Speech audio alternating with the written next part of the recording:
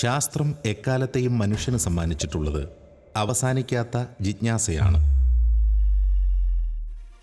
ശാസ്ത്രത്തിൽ തൽപരരാവുക എന്നുവെച്ചാൽ കൺമുന്നിലുള്ളവയുടെയും കാണാമറയത്തുള്ളവയുടെയും പിന്നിലെ രഹസ്യങ്ങളെക്കുറിച്ച് ചിന്തയുള്ളവരാവുക എന്നതാണ്.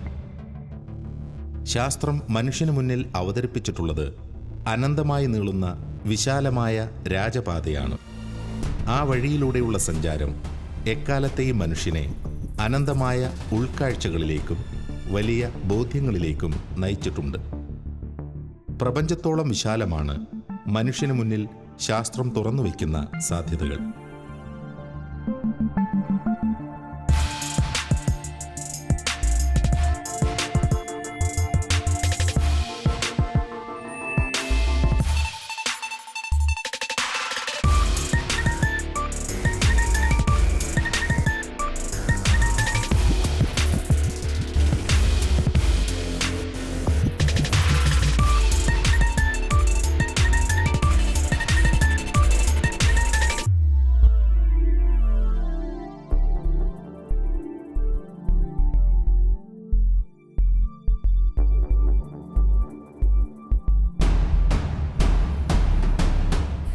ശാസ്ത്രചരിത്രത്തിൽ ഏറ്റവുമധികം ചർച്ച ചെയ്യപ്പെട്ടിട്ടുള്ളതും മാനവരാശിയെ ഏറ്റവുമധികം സ്വാധീനിച്ചിട്ടുള്ളതുമായ നേട്ടങ്ങളാണ് ഭൗതികശാസ്ത്രത്തിൻ്റെ കണ്ടെത്തലുകൾ.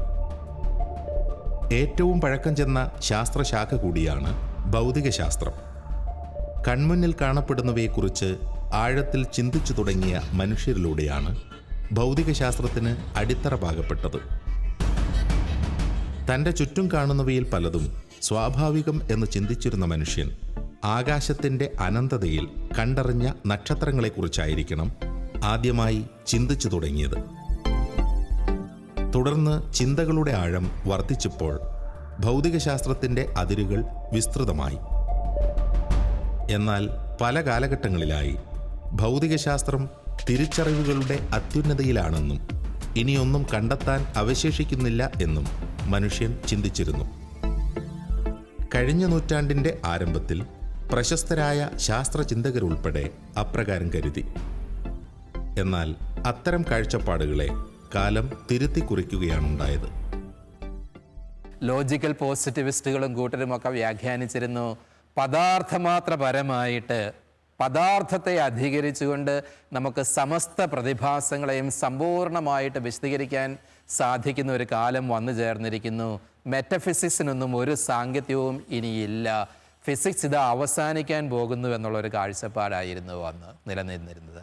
അങ്ങനെ വരുമ്പോൾ അതിഭൗതിക ശാസ്ത്രത്തിനോ തത്വശാസ്ത്രത്തിനോ ദൈവശാസ്ത്രത്തിനോ ഒന്നും ഫിസിക്സിൽ യാതൊരു സ്കോപ്പുമില്ല എന്നുള്ളൊരു ചിന്താഗതിയായിരുന്നു നിലനിന്നിരുന്നത്. ഏതാണ്ട് 100 വർഷം കഴിഞ്ഞപ്പോൾ വേറൊരു ഫിസിസിസ്റ്റ് ഒരു ഗ്രന്ഥം എഴുതുകയാണ്, God and the new physics എന്ന ആ പുസ്തകത്തിൻ്റെ പേര്. ഓസ്ട്രേലിയൻ ഫിസിസിസ്റ്റായ പോൾ ഡേവിസ് ആയി ഗ്രന്ഥത്തിൻ്റെ കർത്താവ്. അദ്ദേഹം ഒരു തീയിസ്റ്റ് അല്ല, എന്ന് വെച്ചാൽ വ്യക്തിയായ ഒരു ദൈവത്തിൽ വിശ്വസിക്കുന്നയാളല്ല അദ്ദേഹം. എന്നിരുന്നാൽ പോലും അദ്ദേഹത്തിൻ്റെ മുഖവുരയിലെ വിഖ്യാതമായ ഒരു പ്രസ്താവനയുണ്ട്, Bizarre it might seem, but in my opinion today, science offers a surer path to God than religion. ഇന്ന് ദൈവത്തിലേക്ക് ഒരുപക്ഷെ മതത്തെക്കാളും കൂടുതൽ സുനിശ്ചിതമായ പാത പ്രദാനം ചെയ്യുന്നത് ശാസ്ത്രമായിരിക്കാം എന്ന് അദ്ദേഹം പറയുന്നത്. അദ്ദേഹം ഒരു ഭൗതിക ശാസ്ത്രജ്ഞനാണ്. ഭൗതിക ശാസ്ത്രത്തിൽ സംഭവിച്ചിരിക്കുന്ന പാരഡൈം ഷിഫ്റ്റുകളുടെ ചുവട് പിടിച്ചുകൊണ്ട് വലിയ ദാർശനിക ഉൾക്കാഴ്ചയോടുകൂടി അദ്ദേഹം ഈ പ്രസ്താവന നടത്തുന്നത് എന്ന് നമ്മൾ മനസ്സിലാക്കുകയാണ്. നമ്മുടെ ഷാലോം ലൈറ്റ് ഓഫ് ട്രൂത്തിൻ്റെ ഈ വരുന്ന ഏതാനും 4-5 എപ്പിസോഡുകളിൽ നമ്മൾ മുഖ്യമായും ചർച്ച ചെയ്യുക ഭൗതിക ശാസ്ത്രത്തിൻ്റെ ദാർശനിക ദൈവശാസ്ത്രപരമായ ഉൾക്കാഴ്ചകളെക്കുറിച്ചായിരിക്കും. Quantum physics, thermodynamics, Higgs boson, chaos theory മുതലായവയൊക്കെ നമ്മുടെ ചർച്ചയ്ക്ക് വിഷയമായിരിക്കുന്നവയായിരിക്കും. കഴിഞ്ഞ ഒരു നൂറ്റാണ്ടിനിടെ ഭൗതികശാസ്ത്രത്തിൻ്റെ വിശാലമായ മതിൽക്കെട്ടിനുള്ളിൽ വളർന്നു വികസിച്ച സങ്കീർണങ്ങളായ ചിന്താധാരകൾ ഈ ശാസ്ത്രശാഖയുടെ സാധ്യതകളെ അനന്തമാക്കി തീർത്തു. ആധുനിക ശാസ്ത്രത്തിൻ്റെ നേട്ടങ്ങൾക്കും ആധുനിക മനുഷ്യൻ്റെ സുഖസൗകര്യങ്ങൾക്കും പിന്നിൽ മുതൽ എണ്ണമറ്റ സങ്കീർണ ചോദ്യങ്ങൾക്കുള്ള വിശദീകരണങ്ങൾക്കും അടിസ്ഥാനമായത് ഇത്തരം ചില പുതിയ വഴിത്തിരിവുകളായിരുന്നു. ഭൗതികശാസ്ത്രത്തെക്കുറിച്ചുള്ള ആധുനിക ശാസ്ത്രചിന്തകരുടെ കാഴ്ചപ്പാടുകളെ തന്നെ വിപ്ലവകരമായി മാറ്റിയെഴുതുവാൻ കാരണമായ അത്തരമൊരു ശാഖയാണ് ക്വാണ്ടം ഭൗതികം. അശാസ്ത്രീയമെന്ന വിശേഷണങ്ങളുണ്ടായിരുന്ന ചില ചിന്തകൾക്ക് പോലും ക്വാണ്ടം ഫിസിക്സ് സംബന്ധമായ കണ്ടെത്തലുകൾ ബലം പകർന്നു. ക്വാണ്ടം ഫിസിക്സ് ഒക്കെ കടന്നു വന്ന ആദ്യ കാലഘട്ടത്തിലെ ചിന്താഗതി പദാർത്ഥത്തിൻ്റെ രഹസ്യങ്ങളൊക്കെ ഭൗതികശാസ്ത്രം അറിയുന്നു, മെറ്റഫിസിക്സിനൊന്നും സാങ്കത്യമില്ല എന്നുള്ള കാഴ്ചപ്പാടായിരുന്നു. പക്ഷേ ക്വാണ്ടം ഫിസിക്സ് ആണ് ഒരുപക്ഷെ വിരോധാഭാസം എന്ന് തന്നെ പറയണം, ഭൗതികശാസ്ത്രത്തെ അതിഭൗതിക ശാസ്ത്രവുമായിട്ട് കൈകോർത്ത് പിടിപ്പിക്കുവാൻ നിർബന്ധിക്കുന്നത് എന്ന് ചിന്തിക്കേണ്ടിയിരിക്കുന്നു എന്ന് തോന്നുകയാണ്. മെറ്റഫിസിക്സും ഫിസിക്സും ഏറ്റവും അധികം അടുത്തു വരുന്നത് ഭൗതികശാസ്ത്രത്തിൻ്റെ തന്നെ അകത്തളങ്ങളിലാണ് എന്നുള്ളത് വളരെ ചിന്തോദ്ദീപകമായ ഒരു കാര്യമാണ്. ന്യൂ ഫിസിക്സിൻ്റെ ആവിഷ്കാരത്തോടുകൂടി ഇന്ന് തത്വശാസ്ത്രത്തിനും ദൈവശാസ്ത്രത്തിനുമൊക്കെ ഒത്തിരി പുതിയ ഉൾക്കാഴ്ചകൾ ലഭിക്കുകയാണ്. പരമ്പരാഗത ദൈവശാസ്ത്രങ്ങളെ തിരുത്തിക്കൊണ്ടും അവയെ അഭിവൃദ്ധിപ്പെടുത്തിക്കൊണ്ടും തന്നെ ഒത്തിരി നവീനങ്ങളായ കാഴ്ചപ്പാടുകൾ ഇന്ന് ഭൗതികശാസ്ത്രത്തിൽ നിന്നും സംലഭ്യമായിക്കൊണ്ടിരിക്കുകയാണ്. ഇത്തരണത്തിലുള്ള അതിഭൗതികതയുടെ സാധ്യതകൾ നമുക്ക് ഒത്തിരി ദാർശനിക ദൈവശാസ്ത്ര ഉൾക്കാഴ്ചകൾ പകർന്നു തരുന്നുണ്ട്.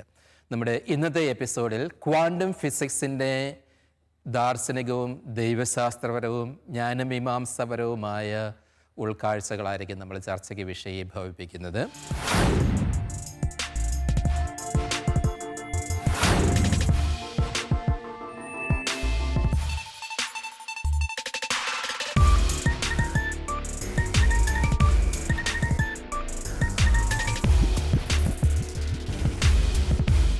ആധുനിക ഭൗതികശാസ്ത്രത്തിൻ്റെ കാഴ്ചപ്പാടുകളെ അതിശക്തമായി സ്വാധീനിച്ച രണ്ട് ശാസ്ത്രശാഖകളാണ് ആപേക്ഷിക സിദ്ധാന്തവും ക്വാണ്ടം ഭൗതികവും.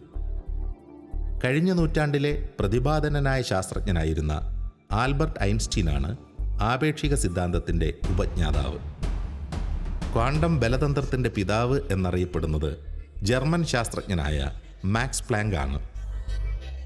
ഭൗതികശാസ്ത്രത്തിലെ അതിപ്രധാനമായ ഈ രണ്ട് സിദ്ധാന്തങ്ങളും ഉരുത്തിരിഞ്ഞത് 20-ാം നൂറ്റാണ്ടിൻ്റെ ആദ്യപാദത്തിലാണ്. ഭൗതിക നിയമങ്ങളെ വിശദീകരിക്കുവാൻ ഇവ രണ്ടും ആവശ്യമാണെന്ന് മനസ്സിലാക്കിയ ഐൻസ്റ്റീൻ ഉൾപ്പെടെയുള്ള ശാസ്ത്രജ്ഞർ രണ്ട് ആശയങ്ങളും ഉൾക്കൊള്ളുന്ന കൂടുതൽ ഫലപ്രദമായ മറ്റൊരു സിദ്ധാന്തം രൂപപ്പെടുത്തുവാൻ ശ്രമിച്ചിരുന്നു. നമ്മുടെ പ്രപഞ്ചത്തെക്കുറിച്ചുള്ള അറിവിൻ്റെ പ്രധാനമായിട്ടുള്ള രണ്ട് തിയറംസാണുള്ളത്. ഒന്ന് പ്രപഞ്ചത്തെ മൊത്തത്തിൽ ഉള്ള ജനറൽ തിയറി ഓഫ് റിലേറ്റിവിറ്റി, ഐൻസ്റ്റൈൻ്റെ ജനറൽ തിയറി ഓഫ് റിലേറ്റിവിറ്റി. അതേസമയം വളരെ സൂക്ഷ്മ വസ്തുക്കളിലേക്ക് വരുമ്പോൾ നമ്മളവിടെ ക്വാണ്ടം തിയറിയാണ് എഡ്വേർഡ് ഷ്രോഡിഞ്ചറും മറ്റ് പലരും ചേർന്ന് ഡെവലപ്പ് ചെയ്ത ക്വാണ്ടം തിയറിയാണ് ഉപയോഗിക്കുന്നത്. ഈ രണ്ട് തിയറികളെ ബന്ധിപ്പിച്ച് ഒരു പുതിയ തിയറി ഉണ്ടാക്കാനുള്ള ഒരു ശ്രമം ഐൻസ്റ്റീൻ വളരെ നാൾ നടത്തി, അതിൽ പരാജയപ്പെട്ടു. അപ്പോൾ ഇതുവരെ അത്തരത്തിലുള്ള ഒരു യൂണിഫിക്കേഷൻ നടന്നിട്ടില്ല. അപ്പോൾ ക്വാണ്ടം തിയറി ഒരു കംപ്ലീറ്റ് തിയറിയാണെന്ന് നമുക്ക് പറയാൻ പറ്റില്ല. ഐൻസ്റ്റീൻ്റെ ജനറൽ തിയറി ഓഫ് റിലേറ്റിവിറ്റിയും ഒരു കംപ്ലീറ്റ് തിയറിയാണെന്ന് പറയാൻ പറ്റില്ല. കാരണം പ്രപഞ്ചത്തെ പൂർണ്ണമായി ചിത്രീകരിക്കുന്ന ഒരു തിയറി ഇനിയും വരാനിരിക്കുന്നു. ചെറുതും വലുതുമായ കാഴ്ചകൾക്ക് പിന്നിലെ പ്രതിഭാസങ്ങളെക്കുറിച്ചുള്ള വിചിന്തനങ്ങൾ ശാസ്ത്രചിന്തകരെ എക്കാലവും അളവറ്റ തിരിച്ചറിവുകളിലേക്ക് നയിച്ചിട്ടുണ്ട്. കണ്ണുകൾ കൊണ്ട് കാണാനും പ്രവർത്തനങ്ങൾ വിലയിരുത്താനും കഴിയുന്ന കാഴ്ചകളിൽ നിന്നാണ് ശാസ്ത്രത്തിൻ്റെ ചരിത്രം ആരംഭിക്കുന്നത്. എങ്ങനെ, എന്തുകൊണ്ട് എന്നീ ചോദ്യങ്ങളായിരുന്നു എക്കാലവും ശാസ്ത്രീയമായ കണ്ടെത്തലുകളിലേക്കും സിദ്ധാന്തങ്ങളിലേക്കും നയിച്ചത്. എന്നാൽ ദൃശ്യലോകത്തിൻ്റെ അതിസൂക്ഷ്മ തലങ്ങളിൽ നടക്കുന്ന പ്രതിഭാസങ്ങൾ തിരിച്ചറിയുക ആദ്യകാലങ്ങളിൽ എളുപ്പമായിരുന്നില്ല. ചൂടിൻ്റെയും വൈദ്യുതിയുടെയും പ്രകാശത്തിൻ്റെയും ശബ്ദത്തിൻ്റെയും കൈമാറ്റം മുതൽ പ്രകാശ സംശ്ലേഷണം വരെയുള്ള സൂക്ഷ്മമായ പ്രവർത്തനങ്ങൾ എപ്രകാരമാണ് സംഭവിക്കുന്നത് എന്ന ചോദ്യങ്ങളാണ് സൂക്ഷ്മലോകത്തെക്കുറിച്ചുള്ള പഠനങ്ങളിലേക്ക് ശാസ്ത്രത്തെ നയിച്ചത്. നാം നിത്യലോകത്തിൽ കാണുന്ന പല സ്ഥൂല വസ്തുക്കളുടെയും ഉത്ഭവം ഈ സൂക്ഷ്മ ലോകത്തുള്ള ഈ പ്രവർത്തനങ്ങളുടെ ഫലമായിട്ടാണ്. ഈ സൂക്ഷ്മലോകത്തിലുള്ള പ്രവർത്തനങ്ങൾ നമുക്ക് ദൃശ്യമല്ല, അദൃശ്യമായ സൂക്ഷ്മലോകത്തിലുള്ള പ്രവർത്തനത്തിൻ്റെ ഫലമായിട്ടാണ് ദൃശ്യമായ സ്ഥൂല വസ്തുക്കൾ ഉദയം ചെയ്യുന്നത്. ക്വാണ്ടം മെക്കാനിക്സിൻ്റെ പരിണതഫലമായിട്ടാണ് ഉദാഹരണത്തിന് മോളിക്യൂൾസ് ഫോം ചെയ്യുന്നത്. തന്മാത്രകൾ, പരമാണുകൾ കൂടിച്ചേർന്ന് തന്മാത്രകൾ രൂപീകൃതമാകുന്നതിന് ക്വാണ്ടം മെക്കാനിക്സിലെ നിയമങ്ങൾ ആവശ്യമാണ്. അതുപോലെ പ്രകാശത്തിൻ്റെ വികിരണം, പരമാണുക്കളിൽ നിന്ന് പ്രകാശം എങ്ങനെ ഉത്സർജിക്കുന്നു എന്നുള്ളത് ക്വാണ്ടം മെക്കാനിക്സിൻ്റെ നിയമങ്ങളെ ആശ്രയിച്ചിരിക്കുന്ന ഒരു കാര്യമാണ്. ആധുനിക ശാസ്ത്രത്തിൻ്റെ ആഴമായ തിരിച്ചറിവുകളിലേക്കുള്ള യാത്രയുടെ നിർണായകമായ ഒരു വഴിത്തിരിവായിരുന്നു ക്വാണ്ടം ഭൗതികത്തിൻ്റെ ഉത്ഭവം. ആദ്യകാലത്ത് ശാസ്ത്രചിന്തകർ കരുതിയിരുന്നതിൽ നിന്ന് വ്യത്യസ്തമായ ചില അടിസ്ഥാന ആശയങ്ങളാണ് ക്വാണ്ടം മെക്കാനിക്സ് അവതരിപ്പിച്ചത്. അതിസൂക്ഷ്മ ലോകത്തെ പ്രതിഭാസങ്ങളെ വിശദീകരിക്കുവാൻ അത് ആവശ്യമായിരുന്നു. ക്വാണ്ടം മെക്കാനിക്സിന് മുൻപുള്ള ക്ലാസിക്കൽ മെക്കാനിക്സിൽ, ന്യൂട്ടൻ്റെ ക്ലാസിക്കൽ മെക്കാനിക്സിൽ വളരെ കോമൺ സെൻസിന് മനസ്സിലാകുന്ന കാര്യങ്ങളായിരുന്നു പറഞ്ഞുകൊണ്ടിരുന്നത്. ക്വാണ്ടം മെക്കാനിക്സ് വന്നപ്പോൾ ഈ കോമൺ സെൻസിൻ്റെ നിന്ന് കാര്യങ്ങൾ വ്യത്യസ്തമായി. വളരെ മൈക്രോസ്കോപ്പിക് പാർട്ടിക്കിളിലെത്തുമ്പോൾ അതിനെ നമുക്ക് ഒരു കണികയായിട്ട്, അല്ലെങ്കിൽ ഒരു ആറ്റത്തിനെ, ആദ്യകാലത്തെ ആളുകൾ കരുതിയിരുന്നത് ആറ്റം ഒരു സോളാർ സിസ്റ്റം പോലെയാണ്. നടുക്കൊരു ന്യൂക്ലിയസ് ഉണ്ട്, അതിൻ്റെ ചുറ്റും ഇലക്ട്രോണുകൾ ഇങ്ങനെ കറങ്ങുന്നു, പ്ലാനറ്റുകളെ പോലെ. പക്ഷേ ആ ചിത്രമൊക്കെ പെട്ടെന്ന് മായ്ക്കേണ്ടി വന്നു. കാരണം ക്വാണ്ടം മെക്കാനിക്സിൽ ഒരു ഇലക്ട്രോൺ അങ്ങനെ ഒരു പർട്ടിക്കുലർ ഓർബിറ്റ് പോലെയല്ല, അത് ഒരു വേവായിട്ടാണ് അതിൻ്റെ ന്യൂക്ലിയസുമായിട്ട് അസോസിയേറ്റ് ചെയ്യുന്നത്. വാസ്തവത്തിൽ അതിസൂക്ഷ്മ തലങ്ങളിൽ നടക്കുന്ന പ്രവർത്തനങ്ങളാണ് എല്ലാ ലോക നിയമങ്ങളുടെയും ചരാചരങ്ങളുടെ നിലനിൽപ്പിൻ്റെയും അടിസ്ഥാനം. പരമാണുവിൻ്റെയും ഉള്ളിലേക്ക് നീളുന്ന സങ്കീർണങ്ങളായ പ്രവർത്തനങ്ങൾ ഈ ആധുനിക ശാസ്ത്രത്തിനു മുന്നിൽ അതിവിശാലമായ പഠന മേഖലകളാണ്. മുകളിൽ ബഹിരാകാശം മുന്നോട്ട് വയ്ക്കുന്ന പഠന സാധ്യതകൾ പോലെ തന്നെ ക്വാണ്ടം ഭൗതികം ശാസ്ത്രചിന്തകർക്ക് മുന്നിൽ അവതരിപ്പിക്കുന്നതും അതിസങ്കീർണങ്ങളായ ആശയങ്ങളാണ്. സൂര്യനിൽ നിന്നുള്ള പ്രകാശോർജം ആഗിരണം ചെയ്ത് അത് ഭക്ഷ്യവസ്തുക്കളാക്കിയില്ലായിരുന്നെങ്കിൽ മനുഷ്യവംശമോ മറ്റു ജീവജാലങ്ങളോ ഇന്ന് ഭൂമിയിൽ നിലനിൽക്കില്ലായിരുന്നു. അതുകൊണ്ട് ക്വാണ്ടം നിയമങ്ങൾ നമ്മൾ നേരിട്ട് നിരീക്ഷിക്കാൻ സാധ്യമല്ലെങ്കിലും ക്വാണ്ടം നിയമത്തിൻ്റെ ഫലങ്ങൾ നമ്മൾ അനുഭവിച്ചുകൊണ്ടേയിരിക്കുന്നു. ഈ ക്വാണ്ടം നിയമങ്ങൾ ഇല്ലാതിരുന്നെങ്കിൽ ഇന്നത്തെ ഈ സ്ഥൂല ലോകം ഉണ്ടാവുക എന്നുള്ളത് അസാധ്യം തന്നെയാണ്. ക്വാണ്ടം ബലതന്ത്രത്തിൻ്റെ ആവിർഭാവത്തോടെ ശാസ്ത്രത്തിൻ്റെ നിരീക്ഷണങ്ങളിലും തിരിച്ചറിവുകളിലും മാത്രമല്ല, സാങ്കേതിക വിദ്യയിലും വിപ്ലവകരമായ മാറ്റങ്ങളുണ്ടായി. ക്വാണ്ടം മെക്കാനിക്സ് സംബന്ധിച്ച തിരിച്ചറിവുകളുടെ പ്രായോഗികത പ്രത്യക്ഷത്തിൽ തന്നെ മനുഷ്യൻ്റെ ജീവിതവുമായി ഏറെ ബന്ധപ്പെട്ട് നിൽക്കുന്നു. പരോക്ഷമായി കണികകളുടെ തലത്തിൽ സ്വാഭാവികമായി നടക്കുന്ന പ്രതിഭാസങ്ങളാണ് ഈ പ്രപഞ്ചത്തിൻ്റെയും ജീവൻ്റെയും തന്നെ അടിസ്ഥാനമെന്നും ശാസ്ത്രജ്ഞർ പറയുന്നു. അതിനാൽ തന്നെ ക്വാണ്ടം ഭൗതികം സംബന്ധിച്ചുള്ള ശാസ്ത്രത്തിൻ്റെ മുന്നേറ്റം ലോക യാഥാർത്ഥ്യങ്ങൾ സംബന്ധിച്ചുള്ള തിരിച്ചറിവുകളുടെ കാര്യത്തിൽ നിർണായകമാണ്.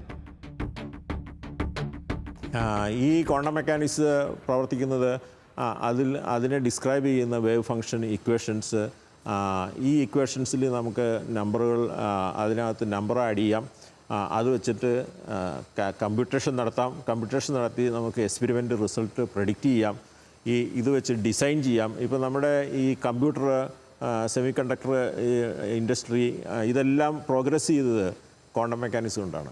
കാരണം സെമി കണ്ടക്ടറിൻ്റെ പ്രവർത്തനം, അത് എങ്ങനെ ഒരു ഡിവൈസ് ഉണ്ടാക്കാം, ഇതെല്ലാം ക്വാണ്ടം മെക്കാനിക്സിൻ്റെ പ്രവർത്തനം കൊണ്ടാണ്, അത് ഉപയോഗിച്ചിട്ടാണ്. അപ്പോൾ അതിനുള്ള പ്രാക്ടിക്കൽ യൂസ് വളരെയധികം ഉണ്ട്. ഇതിൻ്റെ ഏത് ശാസ്ത്രീയ തിയറിയിലും നമുക്ക് വാചകങ്ങൾ കൊണ്ട് അത് പറഞ്ഞിട്ട് കാര്യമില്ല. അതിനുള്ള ഇക്വേഷൻസ് വേണം. ആ ഇക്വേഷനിൽ നമുക്ക് ക്വാണ്ടിറ്റികൾ സബ്സ്റ്റിറ്റ്യൂട്ട് ചെയ്യാൻ പറ്റണം. ഇങ്ങനെ സബ്സ്റ്റിറ്റ്യൂട്ട് ചെയ്ത് നമുക്ക് കാൽക്കുലേഷൻ നടത്തി നമ്മുടെ പരീക്ഷണങ്ങളെ വെരിഫൈ ചെയ്യുന്നതിന് സാധിക്കണം. ഇങ്ങനെ എക്സ്പെരിമെൻറ്റും ആയിട്ട് വെരിഫിക്കേഷൻ വരുന്നത് മാത്രമേ ഒരു തിയറി അക്സെപ്റ്റൻസ് കിട്ടുകയുള്ളൂ. ആ രീതിയിൽ ക്വാണ്ടം മെക്കാനിക്സ് വളരെ വളരെ സക്സസ്ഫുള്ളാണ്. ഇതുവരെയുള്ള എക്സ്പെരിമെൻറ്റുകളെല്ലാം തന്നെ നമുക്ക് ഇത് വെച്ച് കാൽക്കുലേഷൻ നടത്താൻ സാധിക്കുന്നുണ്ട്.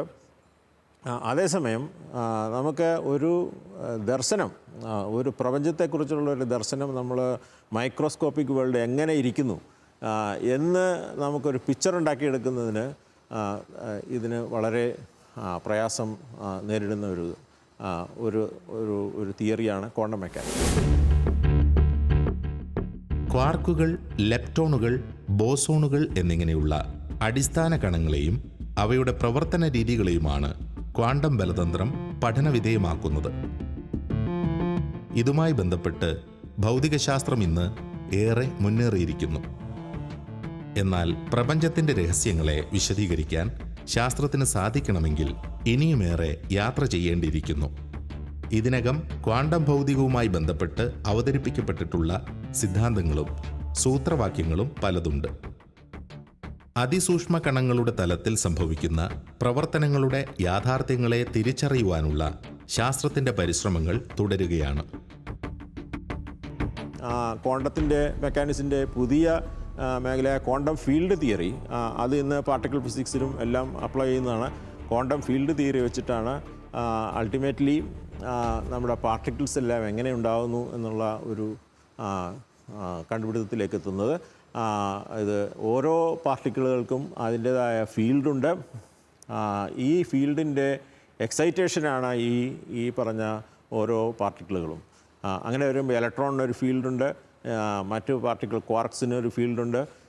ഇങ്ങനെയുള്ള ഫീൽഡുകളുടെ എക്സൈറ്റേഷനായിട്ടാണ് പാർട്ടിക്കിളുകൾ ഡെവലപ്പ് ചെയ്യുന്നത്. ഇങ്ങനെ സങ്കീർണതകളിലേക്ക് ആണ് നമ്മൾ മൂവ് ചെയ്യുന്നത്. പക്ഷേ ഈ സങ്കീർണതകൾ നമുക്ക് ഒഴിവാക്കാൻ സാധിക്കില്ല. വളരെ സിമ്പിളായിട്ടുള്ള ഒരു ആറ്റമിക് മോഡൽ വളരെ കോംപ്ലിക്കേറ്റഡ് ആയിട്ടുള്ള ക്വാണ്ടം മെക്കാനിക്കൽ ഡിസ്ക്രിപ്ഷനിലോട്ട് പോകുമ്പോൾ അത് ഒഴിവാക്കാൻ സാധിക്കുന്നില്ല. കാരണം എക്സ്പെരിമെൻറ്റുകളുമായിട്ട് യോജിക്കണം ഈ റിസൾട്ടുകൾ. അതുകൊണ്ട് നമ്മുടെ ഉദ്ദേശം സിംപ്ലിഫൈഡ് ആയിട്ടുള്ള ഒരു പിക്ചർ ലഭിക്കുക എന്നത് അല്ല ശാസ്ത്രത്തിൻ്റെ ഉദ്ദേശം. മറിച്ച് ഈ പ്രപഞ്ചത്തിൽ നടക്കുന്ന പ്രക്രിയകളെല്ലാം എക്സ്പ്ലെയിൻ ചെയ്യുന്നതിനുള്ള ഒരു മോഡൽസ് ഉണ്ടാക്കുക എന്നുള്ളതാണ്. അത് ഉപയോഗിച്ച് നമുക്കൊരു വേൾഡ് വ്യൂ ഉണ്ടാക്കാൻ പറ്റുമോ ഇല്ലയോ എന്നുള്ളത് മറ്റൊരു കാര്യമാണ്. കണികകളുമായി ബന്ധപ്പെട്ട ശാസ്ത്രീയ നിരീക്ഷണങ്ങൾ സങ്കീർണ തലങ്ങളിൽ തുടരുകയാണ്. അത്ഭുതകരമായ ഒട്ടേറെ തിരിച്ചറിവുകൾ ഈ രംഗത്ത് ശാസ്ത്രം പൊതുസമൂഹവുമായി പങ്കുവയ്ക്കുന്നുണ്ട്. സ്ഥലകാലങ്ങൾക്ക് അതീതമായി കണികകൾ തമ്മിൽ ബന്ധങ്ങളുണ്ട് എന്ന കണ്ടെത്തലാണ് അതിലൊന്ന്. ക്വാണ്ടം എൻറ്റാങ്കിൾമെന്റ് എന്ന് വിളിക്കപ്പെടുന്ന ആ പ്രതിഭാസം മനുഷ്യനിൽ ഉൾപ്പെടെ പ്രകടമായ ചില പ്രവർത്തനങ്ങൾക്ക് കാരണമാകുന്നുണ്ട് എന്നും ശാസ്ത്രജ്ഞർ വിശദീകരിക്കുന്നു. അതിസൂക്ഷ്മതലത്തിൽ നടക്കുന്ന പ്രവർത്തനങ്ങളാണ് നമ്മുടെ ചിന്തകളെയും ധാരണകളെയും പോലും നിയന്ത്രിക്കുന്നത് എന്നാണ് ശാസ്ത്രം പറയുന്നത്. ക്വാണ്ടം ലോകത്ത് നടക്കുന്ന മറ്റൊരു രസകരമായ സംഭവം എൻറ്റാങ്കിൾമെൻറ്റ് എന്നുള്ള ഒരു സംഭവ വികാസമാണ്. എൻറ്റാങ്കിൾമെൻറ്റ് എന്ന് പറയുന്നത് ഒരു ജാതി കൂടിച്ചേരൽ പോലെയുള്ളൊരു പ്രവർത്തനമാണ്. നമുക്ക് ഉദാഹരണത്തിന് 2 ഇലക്ട്രോണുകളെ എടുക്കാം. ആ 2 ഇലക്ട്രോണുകളെ പരസ്പരം ബന്ധിപ്പിക്കുക ഏതെങ്കിലും ഒരു വിശേഷ പ്രോപ്പർട്ടി ഉപയോഗിച്ച്, ഉദാഹരണമായിട്ട് സ്പിൻ എന്ന് പറയുന്ന ഭ്രമണം എന്ന് പറയുന്ന ആ വിശേഷം ഉപയോഗിച്ച് 2 ഇലക്ട്രോണുകളെ കൂട്ടിച്ചേർക്കുക സാധ്യമാണ്. അപ്പോൾ ഈ 2 ഇലക്ട്രോണുകളുടെയും സ്പിൻ ഉദാഹരണത്തിന് പരസ്പര വിരുദ്ധമാണെങ്കിൽ അവ അങ്ങനെ തുടർന്നുകൊണ്ടേയിരിക്കും. അവയെ ഡിസ്റ്റർബ് ചെയ്യാതിരുന്നിടത്തോളം കാലം അവ ഇങ്ങനെ തുടർന്നുകൊണ്ടേയിരിക്കും. ഒരു ഇലക്ട്രോൺ മറ്റൊരു ഇലക്ട്രോണിൽ നിന്നും വിദൂരതയിലേക്ക് പോയാലും ഈ പരസ്പര ബന്ധം വിടുന്നില്ല. അപ്പോൾ ഈ എൻറ്റാങ്കിൾമെൻറ്റ് വളരെ പ്രാധാന്യമറിയിക്കുന്ന ഒരു സംഭവമാണ്. 1200 കിലോമീറ്റർ ദൂരം വരെ ഈ എൻറ്റാങ്കിൾഡ് പ്രോപ്പർട്ടീസ്, എൻറ്റാങ്കിൾഡ് ഗുണവിശേഷങ്ങൾ ഈ ജോഡികൾ, ഇലക്ട്രോൺ ജോഡികളോ ഫോട്ടോൺ ജോഡികളോ അവ സംരക്ഷിക്കുന്നു എന്ന് ലാബോറട്ടറിയിൽ തെളിയിക്കപ്പെട്ടിട്ടുണ്ട്. എന്നാൽ നമുക്കിപ്പോൾ ഊഹിക്കാവുന്നതേ ഉള്ളൂ ഈ എൻറ്റാങ്കിൾമെൻ്റ് എന്ന് പറയുന്നത് രണ്ട് കണങ്ങൾ വളരെ വളരെ വിദൂരത്തായാൽ പോലും, മില്യൺസ് ഓഫ് കിലോമീറ്റേഴ്സ് ദൂരത്താണെങ്കിൽ പോലും ഈ എൻറ്റാങ്കിൾമെൻറ്റ് എന്നുള്ള ആ ഗുണവിശേഷം അത് സൂക്ഷിക്കപ്പെടും. That will be preserved.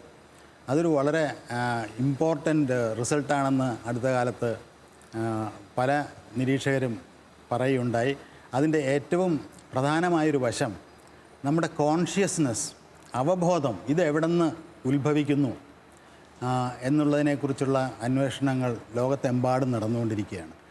ഈ പ്രത്യേക ഗുണവിശേഷം, അതായത് അവബോധം, കോൺഷ്യസ്നെസ് എന്നുള്ളത് അണുക്കളുടെയും കണികകളുടെയും എൻറ്റാങ്കിൾമെൻറ്റിൽ നിന്നാണ് ഉദയം ചെയ്യുന്നത് എന്ന് അടുത്ത കാലത്ത് പരീക്ഷണപരമായിട്ട് തെളിയിക്കപ്പെട്ടിരിക്കുന്നു എന്നുള്ളത് വളരെ പ്രാധാന്യമറിയിക്കുന്നൊരു വിഷയമാണ്. ക്വാണ്ടം ബലതന്ത്രത്തിൻ്റെ സ്വാധീനം ജീവജാലങ്ങളുടെ സൂക്ഷ്മതലങ്ങളിലെ ജൈവിക പ്രവർത്തനങ്ങളിൽ നിർണായകമാണ് എന്ന തിരിച്ചറിവ് ശാസ്ത്രത്തിൽ പുതിയതാണ്. ക്വാണ്ടം എൻറ്റാങ്കിൾമെൻറ്റ് എന്ന വിസ്മയനീയമായ പ്രതിഭാസം ഉദാഹരണമാണ്. പരിണാമത്തിന് പോലും ആധാരമായി പ്രവർത്തിക്കുന്നത് അതിസൂക്ഷ്മ കണികകളാണ് എന്നാണ് ചില ആധുനിക ശാസ്ത്രജ്ഞരുടെ വിശദീകരണം. പ്രത്യേകമായ ആന്തരിക ഘടനയില്ല എന്ന് ഇന്നും ശാസ്ത്രം കരുതുന്ന അതിസൂക്ഷ്മ കണികകളിലൂടെ നടക്കുന്ന ഇത്തരം സങ്കീർണ പ്രവർത്തനങ്ങളെക്കുറിച്ചുള്ള പഠനങ്ങൾ പുരോഗമിക്കുകയാണ്. ക്വാണ്ടം ഭൗതികത്തിൻ്റെ വിവിധ തലങ്ങൾ മനുഷ്യജീവിതത്തെയും മനുഷ്യൻ്റെ അവബോധത്തെയും എങ്ങനെയാണ് സ്വാധീനിക്കുന്നത് എന്നതിനെക്കുറിച്ചുള്ള ഗവേഷണങ്ങൾ ലോകത്തെമ്പാടും നടന്നുകൊണ്ടിരിക്കുകയാണ്. പോൾ ഡേവിസ് അടുത്ത കാലത്ത് മുന്നോട്ട് വെച്ച ഒരു സിദ്ധാന്തമാണ് നമ്മുടെ എവല്യൂഷൻ, പരിണാമം എന്നുള്ളതിൽ ഒരു ദിശ കാണുന്നുണ്ട്. പരിണാമം എന്ന പ്രക്രിയയിൽ ഈ പരിണാമത്തിൽ സംഭവിക്കുന്നത് താഴ്ന്ന ജീവജാലങ്ങളിൽ നിന്നും ഉയർന്ന ജീവജാലങ്ങൾ, ബുദ്ധിയേറിയ ജീവജാലങ്ങൾ ഉയർന്നു വരുന്നു. അവസാനം അത് മനുഷ്യനിലെത്തി നിൽക്കുന്നു. ഈ പരിണാമത്തിൻ്റെ ദിശ നിശ്ചയിക്കുന്നത് ഈ ക്വാണ്ടം ഭൗതികത്തിലെ ചില സവിശേഷ ഗുണങ്ങളാണെന്ന് പോൾ ഡേവിസ് അടുത്ത കാലത്ത് ചൂണ്ടിക്കാണിക്കുകയുണ്ടായി. അദ്ദേഹം പറയുന്നത് ഈ സ്റ്റുപ്പിഡ് അണുക്കൾക്ക്, ഈ ബുദ്ധിശൂന്യരായ അണുക്കൾക്ക് ഇതെല്ലാം പരസ്പരം സംയോജിച്ച് ഇത്ര എന്താ പറയുന്നത് പ്രൗഢമായ മനുഷ്യജീവിതത്തിലേക്ക് എത്തേണ്ട എന്ത് കാര്യമാണുള്ളത്? അത് ഈ ക്വാണ്ടം പ്രക്രിയയിൽ എവല്യൂഷൻ്റെ വിത്തുകൾ അടങ്ങിയിരിക്കുന്നു. അതൊരു ക്വാണ്ടം പ്രോപ്പർട്ടിയാണ്. എവല്യൂഷൻ എന്നുള്ളത് തന്നെ, പരിണാമ പ്രക്രിയ എന്നുള്ളത് തന്നെ ക്വാണ്ടം ഡ്രിവൺ ആണ് എന്ന് അടുത്ത കാലത്ത് പോൾ ഡേവിസ് ചൂണ്ടിക്കാണിക്കുകയുണ്ടായി. അതിസൂക്ഷ്മ കണികകളുടെ പ്രവർത്തനങ്ങളും മനുഷ്യൻ്റെ ഉൾക്കാഴ്ചകളും ബോധ്യങ്ങളും തമ്മിൽ വലിയ ബന്ധമുണ്ട് എന്ന കണ്ടെത്തൽ ഏറെ വിപ്ലവകരമാണ്. സ്ഥലകാലങ്ങൾക്കതീതമായ മറ്റേതോ കണികകളുമായി ബന്ധപ്പെട്ടിരിക്കുന്ന സൂക്ഷ്മ കണികകളിലൂടെയാണ് മനുഷ്യ മസ്തിഷ്കത്തിൽ അവബോധങ്ങൾ ലഭിക്കുന്നത് എന്നുള്ളത് ശാസ്ത്രം നൽകുന്ന വിശദീകരണമാണ്. ഈ ജീവിതത്തിൻ്റെ സ്ഥലകാലങ്ങൾക്കതീതമായ നിലനിൽപ്പ് മുതൽ ബോധ്യങ്ങൾ നൽകുന്ന കണികകളുടെ പിന്നിലെ തത്വശാസ്ത്രങ്ങൾ വരെ ഒട്ടനവധി ആശയങ്ങൾ ഇനിയും വിശദീകരിക്കപ്പെടേണ്ടതുണ്ട്. മനുഷ്യനിലെ ആത്മീയതയും അവൻ്റെ ദൈവവിശ്വാസവുമായി ഇത്തരം ആശയങ്ങൾ ബന്ധപ്പെട്ട് നിൽക്കുന്നു. ടെക്നിക്കലായിട്ടുള്ള, സാങ്കേതികമായിട്ടുള്ള ക്വാണ്ടം പ്രോപ്പർട്ടിയെക്കുറിച്ച് നമുക്ക് വളരെയധികം വിശദീകരിക്കാം. പക്ഷേ ഈ ദൈവശാസ്ത്രപരമായിട്ടും ദാർശനികമായിട്ടും നമ്മൾ ക്വാണ്ടം മെക്കാനിക്സിനെ പരിഗണിക്കുമ്പോൾ അതിൽ ഏറ്റവും പ്രാധാന്യമറിയിക്കുന്നത് ക്വാണ്ടം മെക്കാനിക്സിൻ്റെ സ്വാധീനം, അവബോധത്തിലും ഓർമ്മയിലും മറ്റും ക്വാണ്ടം മെക്കാനിക്സിൻ്റെ സ്വാധീനം അത് നമ്മളിന്ന് കാര്യമായിട്ട് പരിഗണിച്ചേ പറ്റൂ, കാര്യമായിട്ട് പരിശോധിച്ചേ പറ്റൂ. അതിനുള്ള പരിശ്രമങ്ങൾ ലോകത്തിലെമ്പാടും ഇന്ന് നടന്നുകൊണ്ടിരിക്കുന്നു. വിദേശത്ത് പല സർവകലാശാലകളിലും centre for consciousness studies start ചെയ്തിട്ടുണ്ട്. ഇന്ത്യയിൽ സിംലയിൽ ഇൻസ്റ്റിറ്റ്യൂട്ട് ഓഫ് അഡ്വാൻസ് സ്റ്റഡിയിൽ അങ്ങനെ ഒരു സെൻറ്ററുണ്ട്. NIMHANS Bangalore centre for consciousness studies start ചെയ്തിട്ടുണ്ട്. അപ്പോൾ നമ്മുടെ അവബോധവും നമ്മുടെ ചിന്തയും ചിന്താധാരകളും എല്ലാം എവിടെയാണ് നിലനിൽക്കുന്നത്? ഇത് മനുഷ്യൻ്റെ നെർവിലാണെന്ന് ഡോക്ടർമാർ പറഞ്ഞാലും നെർവിൻ്റെ അകത്ത്, ന്യൂറോണുകളുടെ അകത്തുള്ള ക്വാണ്ടം പ്രതിഭാസത്തിൻ്റെ ഒരു വിശദമായ പ്രതിഭാസമാണ് അവബോധം എന്നുള്ളത്. ഭൗതികശാസ്ത്രത്തിൻ്റെ അതിസങ്കീർണമായ ആശയങ്ങളിലൂടെ കടന്നു പോകുമ്പോൾ നമുക്ക് ലഭിക്കുന്ന ബോധ്യങ്ങൾ വളരെ വലുതാണ്. ശാസ്ത്രം ദൈവത്തിലേക്ക് തീർച്ചയുള്ള ഒരു പാതയൊരുക്കുന്നു എന്ന് കരുതുന്ന ശാസ്ത്രജ്ഞരുടെ എണ്ണം നമുക്കിടയിൽ വർദ്ധിച്ചുകൊണ്ടിരിക്കുന്നു. കണികാഭൗതികത്തിൽ മറഞ്ഞിരിക്കുന്ന തത്വശാസ്ത്ര ചിന്തകളിലൂടെയുള്ള നമ്മുടെ യാത്ര തുടരുന്നു. ലൈറ്റ് ഓഫ് ട്രൂത്ത് എന്ന ഈ ശാസ്ത്ര മതസംവാദ പരമ്പരയുടെ കഴിഞ്ഞ എപ്പിസോഡുകൾ യൂട്യൂബിൽ ലഭ്യമാണ്. ഈ ഡോക്യുമെൻ്ററി പരമ്പരയെക്കുറിച്ചുള്ള നിങ്ങളുടെ വിലയേറിയ അഭിപ്രായങ്ങളും നിർദ്ദേശങ്ങളും വാട്സപ്പ് വഴി ഞങ്ങളെ അറിയിക്കാവുന്നതാണ്. WhatsApp number 9745901960.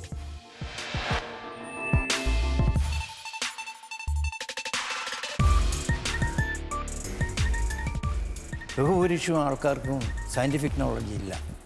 അപ്പോൾ ഈ സയൻറ്റിഫിക് നോളജ് ഇല്ലാത്തവരിലേക്ക്, അവരുടെ ലാംഗ്വേജിലേക്ക് ഇത് ട്രാൻസ്ലേറ്റ് ചെയ്യുവാനായിട്ട് ഇതാരും ശ്രമിച്ചിട്ടില്ല എന്നുള്ളതാണ് സങ്കടകരമായ ഒരു കാര്യം. ഹിസ്റ്ററി അറിയാവുന്നവർക്കോ ഫിലോസഫി അറിയാവുന്നവർക്കോ മറ്റ് രാഷ്ട്രീയ കാര്യങ്ങളിലെ പൊളിറ്റിക്സ് അറിയാവുന്നവർക്കോ ഒന്നും സയൻസിനെ കുറിച്ചുള്ളതായ അറിവുകളില്ല എന്നുള്ളത് ഒരു ഭൂരിപക്ഷം ആളുകൾക്കും സയൻറ്റിഫിക് നോളജ് വളരെ തുലവും ചുരുക്കമാണ്. പക്ഷേ ഇപ്പോൾ അൺസർട്ടനിറ്റി പ്രിൻസിപ്പിൾ പറയുന്നത് അങ്ങനെയല്ല. നമ്മുടെ നോളജിന് ഒരു പരിമിതിയുണ്ട്. ആ പരിമിതി വരുന്നത് റിലീജിയസുകാരോ ഫിലോസഫേഴ്സോ ഒന്ന് അറ്റാക്ക് ചെയ്തുകൊണ്ടല്ല. ആ പരിമിതി വരുന്നത് സയൻസിൽ നിന്ന് തന്നെയാണ്. ഹൈസൻബർഗ് ഡിറൈവ് ചെയ്തത്, ഈ അൺസർട്ടനിറ്റി പ്രിൻസിപ്പിൾ ഡിറൈവ് ചെയ്തത് സയൻസ് ഉപയോഗിച്ചാണ്, മാത്തമാറ്റിക്സും സയൻസും ഉപയോഗിച്ചാണ്. ക്വാണ്ടം ഭൗതികത്തിന് തന്നെ തലതൊട്ടപ്പന്മാരിൽ ഒരാളായ നീൽസ് ബോർ പറഞ്ഞിട്ടുണ്ട്, physics concerns not what nature in itself but what we can say about nature. പ്രകൃതി അതിൽ തന്നെ എന്താണ് എന്നുള്ളതല്ല, പ്രപഞ്ചത്തെപ്പറ്റി നമുക്ക് എന്ത് പറയാൻ സാധിക്കുമെന്നുള്ളതാ ക്വാണ്ടം ഫിസിക്സ് പറഞ്ഞു തരുന്നത് പോലും. അതായത് മൗലികമായ പ്രപഞ്ചം ഒരു പരിധിവരെ ഭൗതികത്തിനും അതീതമാണ് എന്നുള്ള ഒരു ഉൾക്കാഴ്ചയെ അദ്ദേഹം ഇവിടെ സ്ഥിരീകരിക്കുന്നത് എന്ന് നമ്മൾ മനസ്സിലാക്കുന്നു.